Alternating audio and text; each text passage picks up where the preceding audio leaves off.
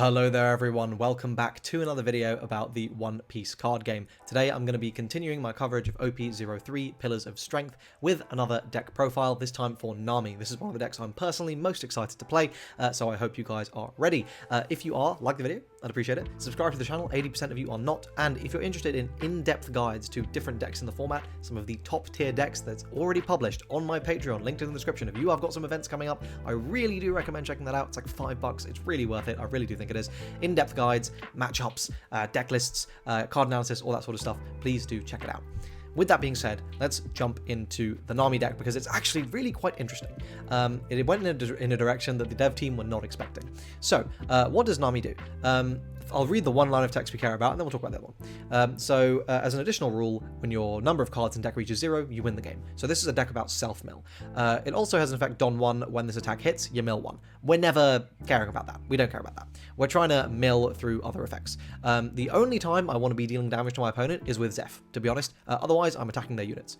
So, you notice that there's not many units in the deck, so let's talk about those and why we're playing each of them. We're playing 4 copies of Kaya because it is a 2k counter, but most importantly, it is draw 2, trash 2, so this is a better mill 2. This is also something which we can bounce back very easily with Overheat. We play 4 copies of Daz Bones because this guy actually gets really useful, because on play you add up to 1 blue event card with a cost of 1 or less from your trash to your hand, so this is possible to loop with Overheat, of course, and there's a lot of very good 1-cost events in this deck. We play 4 copies of Buggy. Why the hell are we playing Buggy? Well, it is a filter card, firstly, and if we look at the cards that you can filter off it, we've got Gum Gum Rain, we've got Impel Down All-Stars, though you're probably not going to want to be playing Impel Down, you're probably not going to actually find that one, but you know, we can add Gum Gum Rain, we can add Arabesque Brick Fist, and we can add Deathwing. So these are all very valuable cards that it's nice to be able to add, and it's thinning the deck, right? It's thinning the deck, that's the biggest thing. And of course, 4 copies of Zeph, the best unit by far. Don 1, when it hits, you get to mill 7, it's a 7k swing, so it can be a bit awkward, and especially if you're just focusing on clearing board, your opponent's going to want to take some damage, and if you land a Zeph or 2, you are in a really good position. On play, it also has an effect to bounce a 3 cost or less, and mill 3. Or is it mill 2? Sorry, mill 2. I lied. Mill 2. So obviously this is really good because it synergizes with all of your 1 costs, right? You can play down Kaya or Bones or Buggy and then bounce them and play them again. You can also bounce your opponent's stuff, but generally speaking, in most games, you're actually going to be bouncing your stuff. Okay, you've now noticed that the rest of this deck is events. Why is the rest of this deck events? Very simply, because your goal is just to not die. Your goal is to, each additional turn, you're able to make the game last, and you're able to just cycle through more and more of the deck. You're just going to win far more often. So you don't actually really care about applying pressure to your opponent, doing any of that. No. We just care about decking out. Okay, so let's go through the events. We play 2 copies of Gum Gum Rain. This is the 0-cost event, which you're always going to have access to, where you can pitch bricks from your hand, Impel Down All-Stars, to gain 3k counter. This is really good in stopping 7k swings. 4 copies of Desert Spada. We're playing this as well because of the trigger effect to draw 2, trash 1. If you trigger this, you are always using the trigger because it is very good. But also, as a counter, you can use it for 2k and then to stack the top of your deck to hit whatever you really want to be drawing for the next turn. 4 copies of Impel Down All-Stars. If we draw this card, we're just going to discard it through either Kaya or Gum Gum Rain or one of the various discard outlets. But ideally, we want to be triggering this because it draws 2, and that is really good. That's the only reason we play this card, for the trigger.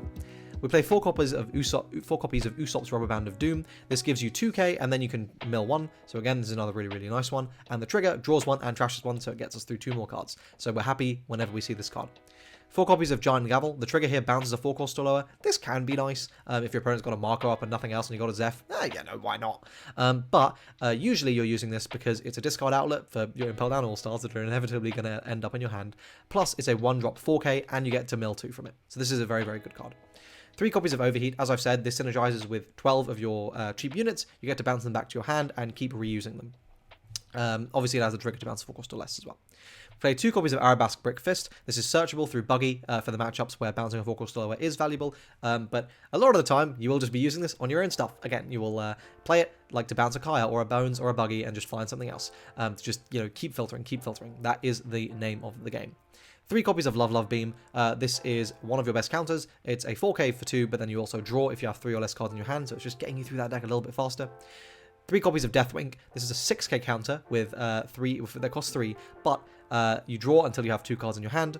And of course the trigger is Shables, so that's pretty good. If you trigger this, like sometimes that can really come up, but this is a very, very nice card to have because it's just going to let you filter again and again and again and again if you do go down to really low counts of life, and you're going to leave so many Don up anyway that it's not an issue. And finally, 4 copies of Sanji's Pilaf. This is the best new card this deck got. 3 cost, draw 2, and of course if you hit it on the trigger you get the draw 2 for free. So as I say, the goal of this deck is essentially just stall and draw. That's all you're doing. You're not doing anything else. You're not really interacting with your opponent. The only time you're attacking your opponent is with Zeph, to be honest. If you're attacking with anything other than Zeph, you're fumbling, most likely.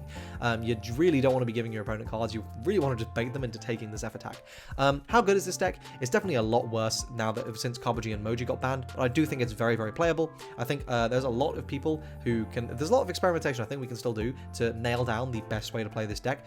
The event version is definitely very, very powerful, but I do think there are potentially very powerful cards that it's worth seeing depending on how the meta shakes up that might get better or worse. Blue does have a lot of really good options. If you're interested in seeing where this goes from here, I'm going to be playing a bunch of Nami, so potentially there'll be more deck profiles coming on the channel, but this is a great baseline for you to go off of and build on your own. If you enjoy this video, please do like it, subscribe to the channel for more One Piece content, join my Discord server linked in the description if you want to talk about One Piece, and of course check out the Patreon link there as well. I hope to see you guys in the next video or over on those other things. Cheers.